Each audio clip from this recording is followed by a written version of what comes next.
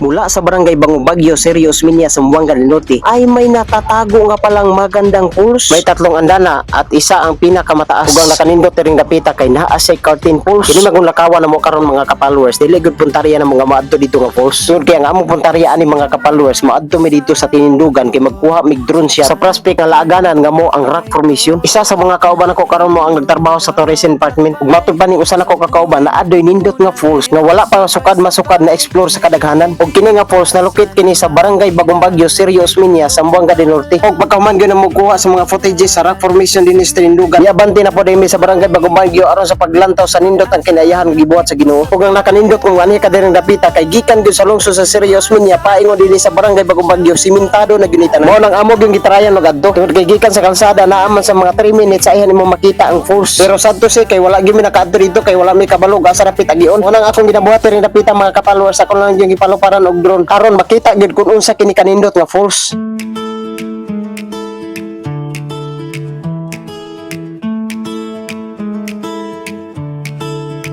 Ako si Jemar Salvador, sa channel ko kwento ay todo. Random ang bawat lakbay sa buhay na tunay at sabay-sabay.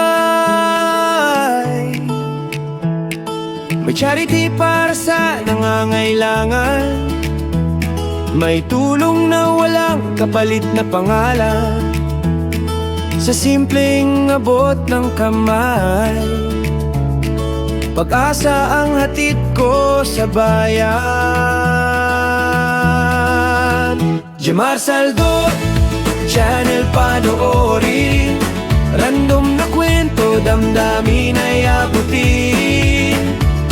May drone shoot sa kalangitan, traveling story sa bawat daan. Samahan mo ako sa bawat vlog, tawa at aral, walang sawang tunog. Sa bawat video na ibabahagi, puso ko ang lagi mong makikita lagi. Drone sa taas, tanawang kangga, bundok, dagat at bawat kalsada.